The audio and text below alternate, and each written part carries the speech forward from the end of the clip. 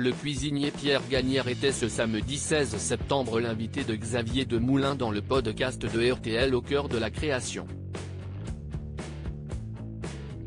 Dès le début du programme, le journaliste l'a interrogé sur Johnny Hallyday. Le chef a alors raconté une anecdote savoureuse. Élu meilleur cuisinier du monde, à la tête de 16 établissements à travers la planète. Pierre Gagnaire, 73 ans, était l'invité de Xavier Demoulin ce samedi 16 septembre dans le nouvel épisode du podcast de RTL Au cœur de la création.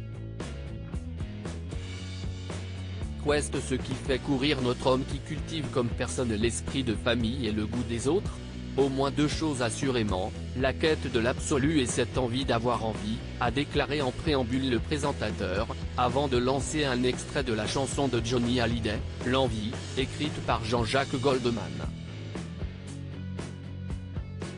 Une chanson qui n'est pas anodine car Pierre Gagnaire a vécu plusieurs anecdotes savoureuses avec le taulier. Pour Pierre Gagnaire, Johnny Hallyday était un personnage étonnant et extrêmement attachant. Il est venu quelquefois, et puis on était voisins, on était rue Balzac. Il avait son restaurant.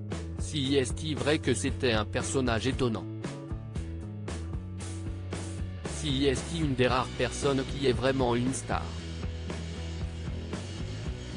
Rue Balzac, il y avait toujours 3-4 personnes qui l'attendaient, qui étaient au pied du restaurant pour le voir, s'est-il souvenu. Avant d'ajouter, ils le voyaient parfois 15 secondes et ils étaient heureux. Si est-il la magie de ces gens qui sont presque déshumanisés? Pierre Gagnaire garde en mémoire quelqu'un d'extrêmement attachant, qu'il aimait beaucoup. Qu'est-ce ce que vous lui serviez? Qu'est-ce ce qu'il aimait manger? Lui a demandé Xavier Demoulin. Il aimait surtout fumer, une bonne gitane, et boire un bon coup, lui a répondu sans hésiter le chef. Ce soir de 1994 où ça a dérapé. Mais pas autant que le veut la légende toutefois, Johnny Hallyday se tenait bien la plupart du temps, même si ça a dérapé une fois à Saint-Étienne, en 1994. Il sortait d'un spectacle, c'était en février, il faisait très froid, il est arrivé très tard.